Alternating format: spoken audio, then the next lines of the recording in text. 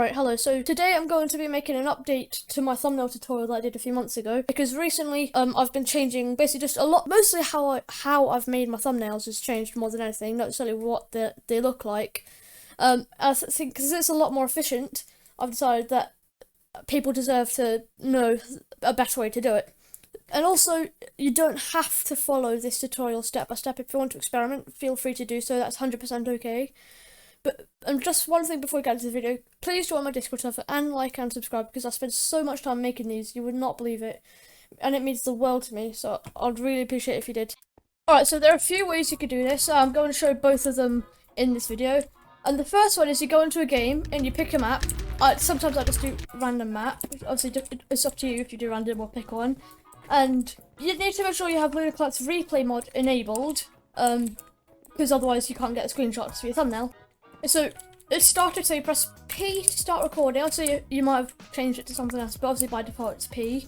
And you just kind of get everything set up. You can't just play the game really. So you get like some blocks. I like to get a stone sword out. This makes it feel a bit more like, I guess, updated or whatever. And basically you kind of just start to run around like this and hit around and look around it. You kind of look for good angles, and you kind of just, again, like just jump around, maybe occasionally place some blocks like that. Just like make a bridge or whatever, and you kind of just run around it. You do whatever, and hopefully by now we've got a good clip. Also try block hitting. It's just all sorts of positions. So now that you've got this thing, you can go back out of the game and press P to stop your replay recording, and now you go out of the game. As you can see in the top corner, it says saving replay file, and you just press done. Now you press cancel, replay viewer, and you click this, and I'll get onto how to do that after I show you the other method of how to make it. So all you need to do is you go onto a random Bedwars map world. One second, let me slash weather clear. Basically all you need to do is go onto a random Bedwars world map. I'll link the video to how you get the maps in the description, and it's pretty much the same technique as what you were doing before, except you can actually make this look a lot cleaner. I'm going to actually change the armor to diamond, that one, so that, and that, because sometimes I think diamond tools look nicer. It just depends. But yeah, you run around, it's basically the same thing, but it's a lot more convenient, because, you know, you're not dealing with fighting other players. And basically, again, you'll just press P, and you'll run around, get some cool looking angles, and hopefully by the time you're done, you'll have one that can actually work out. Alright, same as before, you press P to stop the recording, you disconnect, and press done. Now you go to replay viewer, but you go here and you find the recording that you've done. It should just be the top one. You press load. As you can tell, it's the right map. And you press escape, because you need to make sure that your chat control is set to T, because it's really inconvenient, but there's just a bug, and what it means is you can't like do anything without the chat being T. So and you press T to get your mouse out. I usually drag the speed to about there. I'll slow the speed down, and you kind of drag it out until you do whatever. Let's just drag it until you start to run around. Just like that already, that's like a really nice looking angle, so I actually might use this. And what you do is you make sure your render distance is like 0, so that you can't like see any extra side stuff. And you basically find a nice sort of position for your character, maybe like this, like there. And I usually have it on the side of the screen because it just looks nicer in my opinion. And you press F2, make sure chroma keying is off and take screenshots.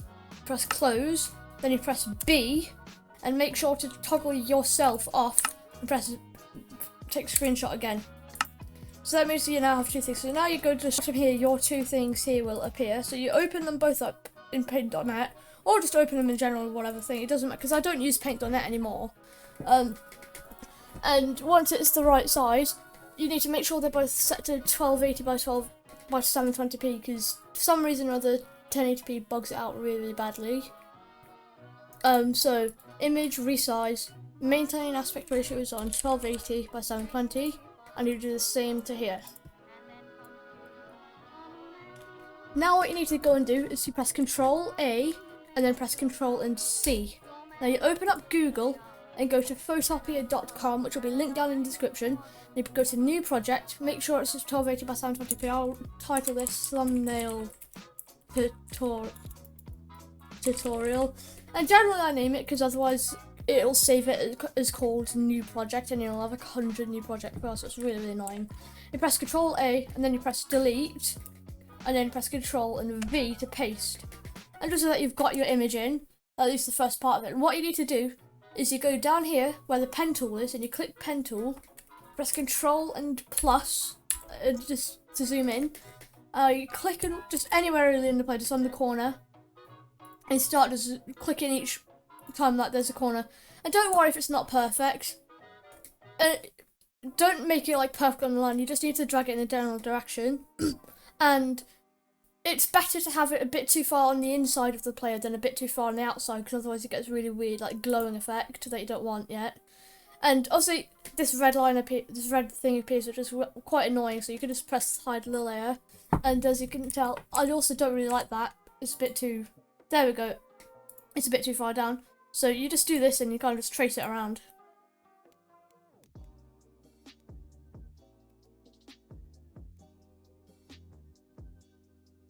Alright, so this is a little thing that happens sometimes, is you get a little gap there. So the way you do that is, instead of going to the corner there, you go all the way up to say where the actual like part of your character ends there. So you go there, and then you kind of just go around it like that, and now you go follow the outline of the sword like that. And that's how you get around little things like that.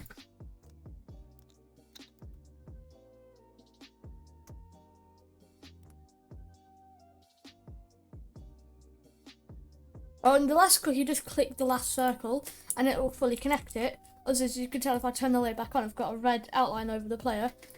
And basically, just right click and you in the space, and you press Make Selection. Make sure anti-aliasing is on, and press OK. Now go make sure you're on the bottom layer with the actual character on it, and you press Control and X. Now press Control D and Control V, because this just makes the player feel more in the scene than obviously some of my old thumbnails. And now you can just delete background to remove any weird like glitching effects. And this is why the second part here is important. You can go here, paste it in, and drag the layer below the player. As you can tell, it's still the set of players there. It's just a few less mistakes. And one little thing I like to do sometimes is you kind of scale the player, not hugely or anything, just a little bit, and just kind of tweak them around to make it stand out a little bit more. Right, so the second part of the thumbnail is making the player look really nice. And I actually have some layer styles already. That one's not really a nice effect, or that. You can't just go until you get one. I think this one's quite nice. I'll actually link, basically the way you get this is from a thing called the turtilz GFX pack. I'll leave the tutorial to get that in the description. A little sub-tutorial for how to install the text effects and all, basically just every other little effect from the turtilz GFX pack. So you open it in first up here, basically you just go to File, Open, and you click the file. And then here, you need to go here, you need to hide it, so obviously, and hide the background. And let's start, obviously the basic effect is just the fonts. Sometimes the background starts with fonts, so these are a lot of the fonts he uses. Obviously, Bieber's new. Just look for a lot of fonts that you like, as the ones, well, I probably wouldn't really recommend using like the Batman Forever, because it just doesn't really look good. Plumful, I can imagine. Vagrier, yeah. Basically, there's some fonts that I can't really imagine people using, some that make sense. And then there's also character layer styles. Obviously, that's these here. And obviously, in the folder, that it just basically toggles each effect. So, see, this is this one, which is fairly nice. And that one, I think this one and that, which one is it? I think it's these two are the best in my opinion. Basically, all you need to do is find the layer with the one that you like, and then you go here and you press Define New, like this, and then you go to here. Obviously, let's just say you've added all the things you really like, say, your text layer styles, obviously toggle off your character layer styles, and this is all the text things that I use. Let's say this one is the most basic one there is.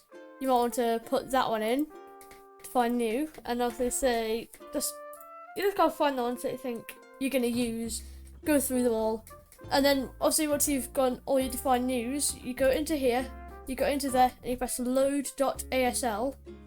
Then you don't press you press this exporters.asl, and then you press this load.asl, and it should just be styles and then whatever.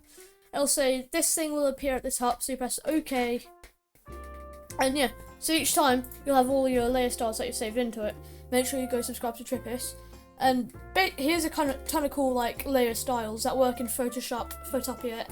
Obviously it doesn't really work in anything else unless they have like a layer style feature in them. And now obviously our player already looks really nice. So the next trick is we're going to have to get the text. So obviously we want to have a thumbnail tutorial, but we want to have like we don't just want a big text saying thumbnail tutorial, because that doesn't really look nice, and there's not really any way you can make it fit this whole space. So the way you do this is just look for a logo. So let's say Photopia logo PNG, and go to images and just find one, really just anyone works will do. You can press copy image and then you press Ctrl and V, and you'll often get this kind of style. So you press W, tolerance fairly high, and you make sure you do it properly, unlike me. And you can make sure sometimes your tolerance should just be lower, I think. Ctrl D, and then W to delete all that part there as well. As you can tell, we've already got the Photopia logo, so you shrink it down to fill in the space, and you can kind of twist it around, whatever. And one little thing I would recommend you do is you need to add a white thing behind it. So the way you do this is you go to Layer, New Fill Layer, Color Fill, and just click White. As you can tell, obviously that goes over it. So this trick we have to use here is by going over. What am I doing? You need to make sure you right click and press Rasterize. Obviously that deletes like that part of it there. But we need to delete everything outside of this part. So the strategy to doing that really quickly is you zoom in and you kind of find a way to. One sec, let me find the line. You press rectangle, and you really quickly you just connect the two dots really quick. So you can't just do that. Press Control back and Control D to deselect, and like a nice long little rectangle. Press Control Alt and T, and rotate it to roughly match this, like that. And you kind of just really quickly go to right click where it says gradient and paint bucket tool. Make sure your colour is set to white, and just fill that in.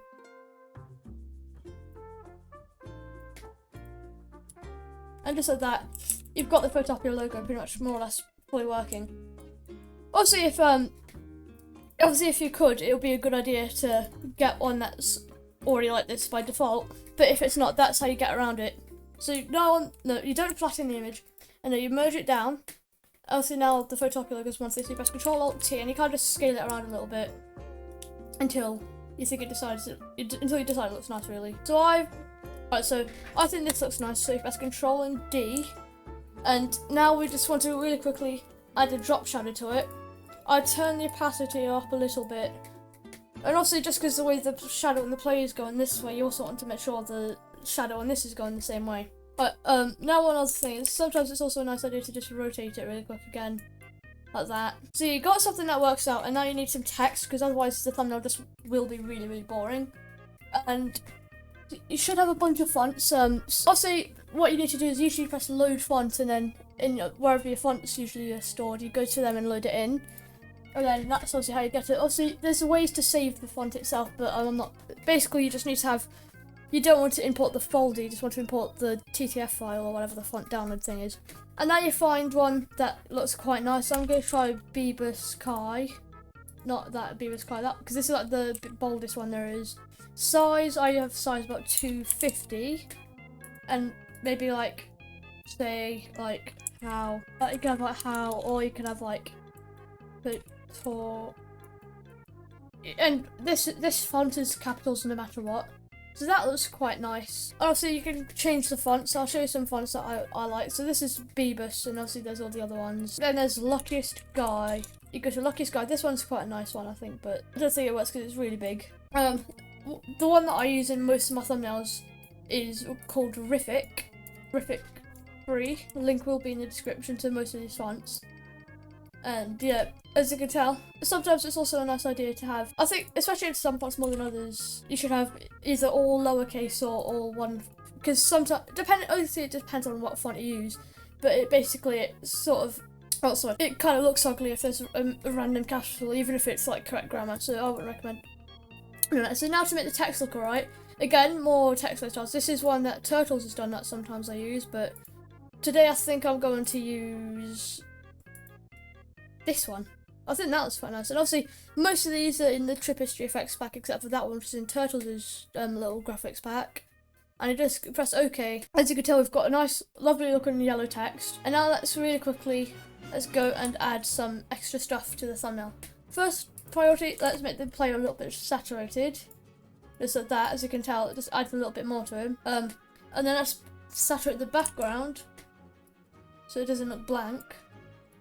And now you want to blur the background. So you do this by going to Filter, Blur, what's the word? Radial blur. And these are the two best blurs. Use the radial, ideally turn down the amount, or zoom, which are both in the same. I like zoom blur generally. You can't say zoom in on the thing that says the tutorial, like that. And that looks really, really nice. So now the last step, which is in all my thumbnails, is the border. So the way I do this is I go to new layer down there. I go back to my paint bucket here, obviously again gradient. If it shows us that one, you right click and press paint bucket. Now make sure your colour is black. And on this new layer, you just click. And now what you have to do is you double click it in a glow.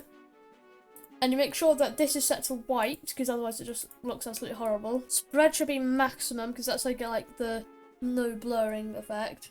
And basically you kind of make the size maybe like, what's a good size? 20, just around 20. Sometimes you can, I think actually you might have the spread a bit. So, in this case I'll size 40 and spread about 15.